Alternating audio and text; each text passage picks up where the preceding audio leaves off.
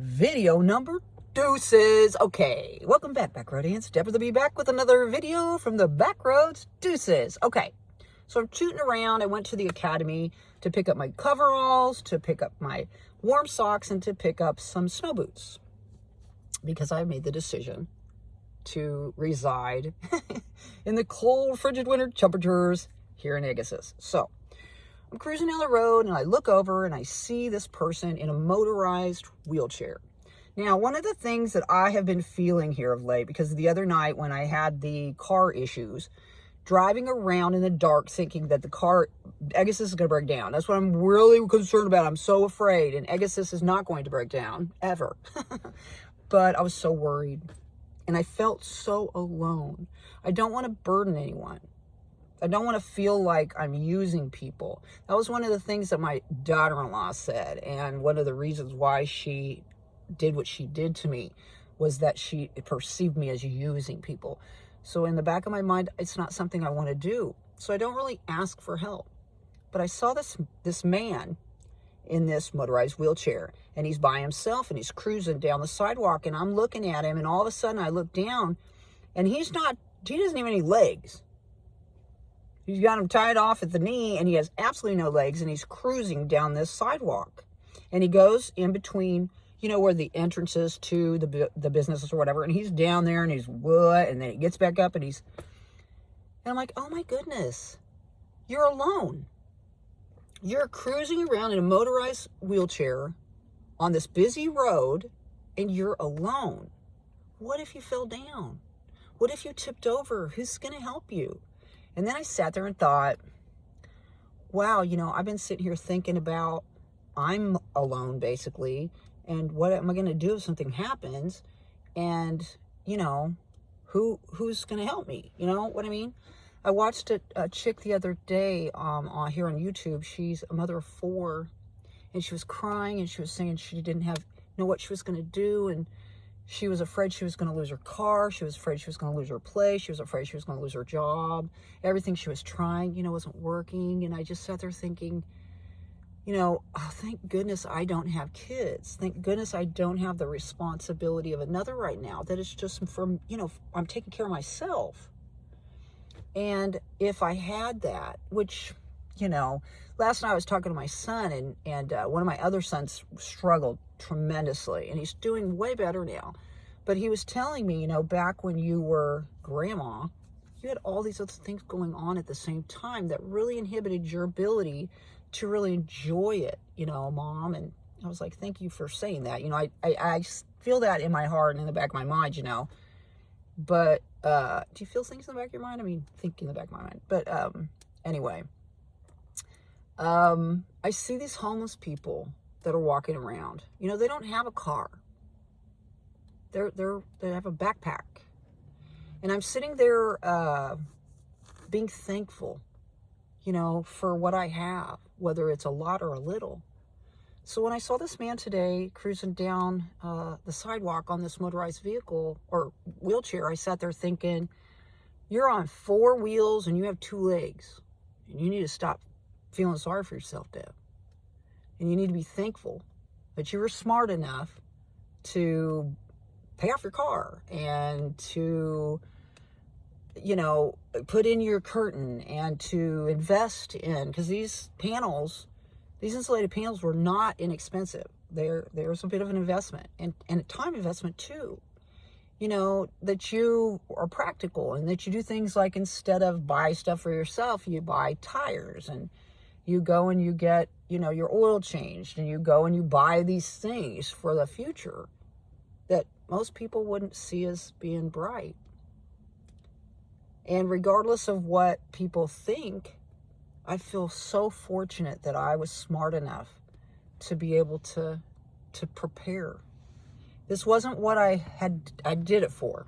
I didn't set up the car V for this residential living, the suburban stuff. I really did do it to travel in. But this is the way it worked out. My homie's boyfriend the other day told me that he was inspired by me. He'd never met anybody like me.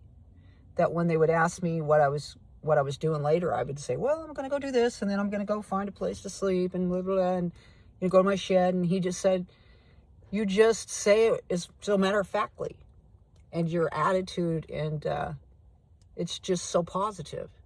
And that's what I try to do. I try to be thankful, and live life like an adventure, kind of, as far as that goes. I think about the money that I'll be saving, not doing this extended stay hotel, which runs about $300 a week.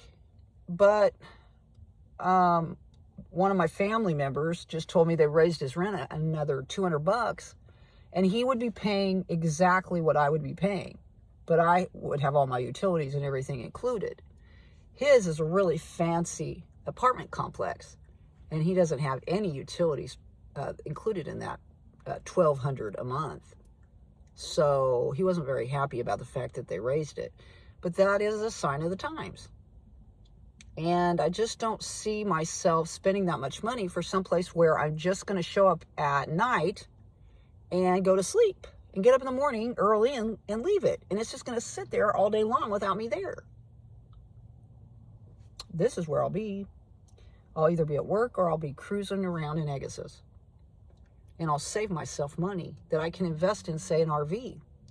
Or possibly put back in case Agassiz has any kind of issues, or at some point we have to part ways, which that'll be a sad day, because I really do love my little Agassiz. So anyway, I'm very thankful that I did all of this. I'm very thankful that I have explored these roads of life, because it's changed me, and it's made me able to handle whatever's down the road, Now, I'm sure there's more bumpy roads to come, and I'm preparing for that. But the way that I meet the road now is so different than it used to be. I would spin out before, and would sit there idling, and whining, as some cars will do. But I don't do that anymore. And the other evening when I was cruising around dragging a big plate underneath the car, it was dark. I didn't even know, what was going on. I sat there thinking about what I was going to do, how I was going to make this work. I was thinking about people I knew, family members or friends, whether they use their car or not, and how I was going to, was I going to park it in front of their house and stay in Agassiz and then drive their car, or was I going to do Uber? This whole time I'm just driving around thinking of all these things to try to overcome whatever this challenge was. So, but anyway, this is my second video. Regardless of what's happening, just remember, it could be worse. And like I said, I've got 4 wheels and 2 legs. And that man was by himself in a motorized wheelchair with no legs. And he was alone. And I don't ever feel alone, y'all. I don't feel alone at all. I've really grown to appreciate my time of solitude. And when I do have time with those that I love or like a lot, I really do relish that time. And I make the most of it. Because nothing lasts forever. People, places, and things. And it's very fleeting. And you just have to do your best.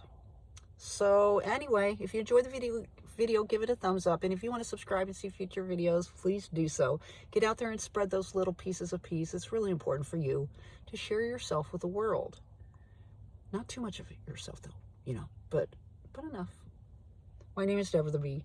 Thanks a lot for being here. We'll see you all on down the road. Honk, honk.